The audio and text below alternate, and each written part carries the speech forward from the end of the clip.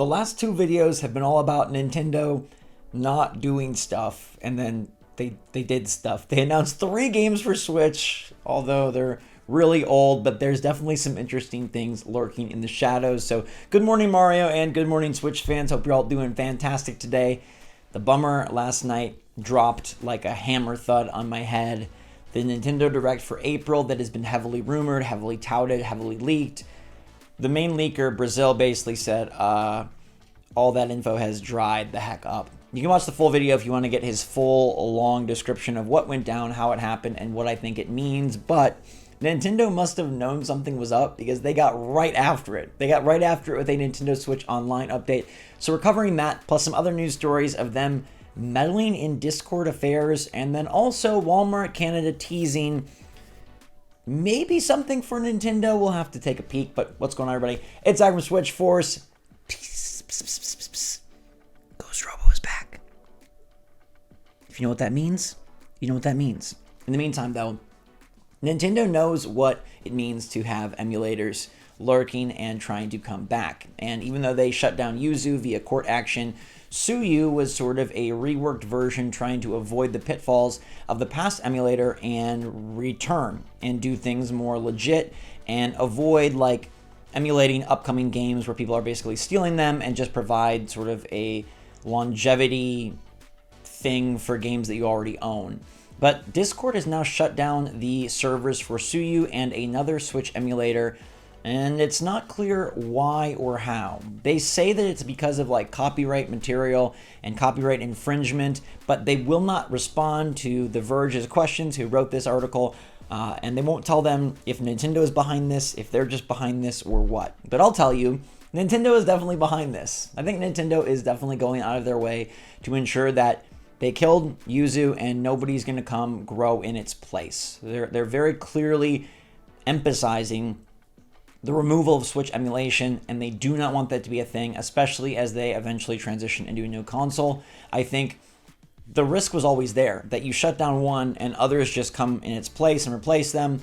That was what Suyu was trying to become. Shutting down the Discord doesn't end the development of the emulator, but it does show that like Nintendo has their toes in all sorts of pools. Discord won't respond to The Verge because it's probably under some sort of NDA with Nintendo, would be my guess.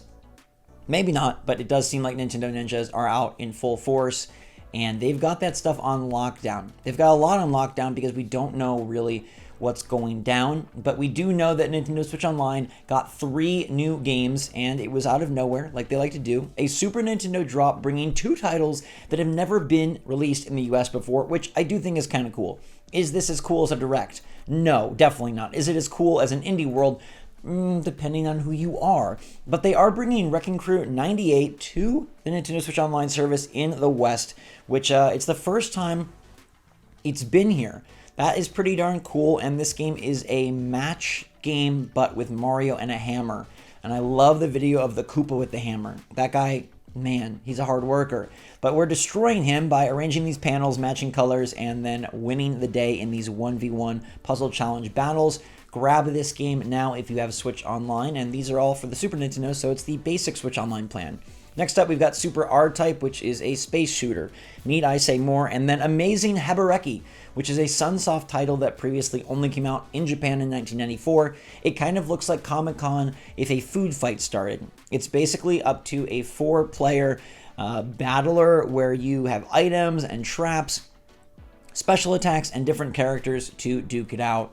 Now, are any of these 3 games going to really like revolutionize the Switch or save us from the fact that we end our release calendar with Luigi Mansion 2? No, but it's nice to know that Nintendo is continuing to put out Switch Online titles, and boy, did they pick a great time, because nothing was happening with Nintendo. We felt like they were kind of like doing nothing. The April Direct gets smushed, although I will say, and I don't want to go into super detail, and this is just hypothesis, but I've gotten a number of emails from indie game companies talking about review codes for upcoming Switch indie games, and they say that the date cannot be said, but the date is coming soon.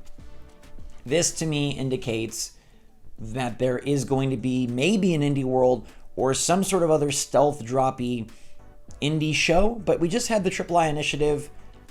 I don't know. Unless they just randomly come out because they want to come out on a day, maybe there is an Indie World actually near. An Indie World would make perfect sense, even throwing out any sort of Nintendo Direct general rumors and presentations. Like, all that aside, we're due for an Indie World. We get one around this time every year, and that would not be impacted, I don't think, by anything Nintendo is planning for their first party lineup, because Indie Worlds just operate, I mean, there's rarely, unless it's like Cadence of Hyrule or something, indies and Nintendo don't really like affect the first party development or affect anything to do with Nintendo proper. So I think an Indie World could still occur in April. Like, outside of any predictions, outside of what Brazil said, outside of Nate Drake or anybody, like, it still would make a lot of sense for an Indie World to be in April. And then I found this really interesting because Walmart Canada has been known for leaking a lot of stuff, or at least teasing a lot of stuff with the game industry, game releases, E3 time, summertime especially.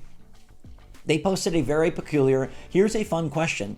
Would you like to see more Shadow Drop releases from major gaming titles? And then they showed off Metroid Prime Remastered, Hi-Fi Rush, Pikmin 1 and 2, and Halo Infinite Multiplayer. Now, this could be a complete nothing burger with no ketchup and no mustard. It could just be a weird Walmart Canada post. Because they've gained reputation for having some insider knowledge, or accidentally posting insider knowledge, or accidentally teasing, or purposely teasing, now everything gets scrutinized. I have seen this retweeted by some people that do cover Switch stuff, like Maybe, and we do know that two of these titles were surprise dropped at recent directs. Both Metroid Prime Remastered and Pikmin 1 plus 2 were like, ta-da, GameCube games are here. Are they hinting at another new GameCube game dropping? Maybe. But if there's no direct on the horizon, how and when and where would this drop? I'll let you think about that. Could Nintendo just go on Twitter in the month of April and say, Metroid Prime 2 is now available on the eShop? I do think they could. Would that be something that lines up great with a new trailer for Metroid Prime 4? Sure it would, but you still got Metroid Prime 3. So they can release echoes on Twitter, corruption in the next direct, and they're fine. If they do intend to put these games out on Switch, if they do intend to put them out before Metroid Prime 4 drops, it would behoove them to get going. And with no major Nintendo Switch release in April, maybe it is a good time, with or without a direct, with or without any presentation, to just say, hey, here's Metroid Prime 2 Echoes on the eShop. Go buy it for $30-40. Go play it and let's go. This could be nothing. Don't think this is me saying, oh, we're going to get a GameCube Shadow Drop soon. But it's interesting that Walmart Canada is tweeting about this, and it's interesting in theory just to think about, would Nintendo put out Prime 2 and 3 as a combo like they did with Pikmin 1 and 2, and then potentially even release those as a physical version like they did with the Pikmin games? Or would they release them separately in two different directs, two different presentations, two different ways? I'm not sure. But I do think GameCube remasters or GameCube retreads, Metroid and Zelda in particular, are great gap fillers as Nintendo does figure out what the heck the plan is going to be for the rest of 2024. I would, to me, expect to see at least one of each game this year. One Metroid and one Zelda seems to make a lot of sense for Nintendo Switch in 2024. Is this Walmart Canada thing just going along with my same train of thought, or do they know something? TBD. We'll wait and see. But I feel like an Indie World could be around the corner, especially with, I've even seen on Twitter, like, companies posting like, oh, the release date is sooner than you think, with a wink face.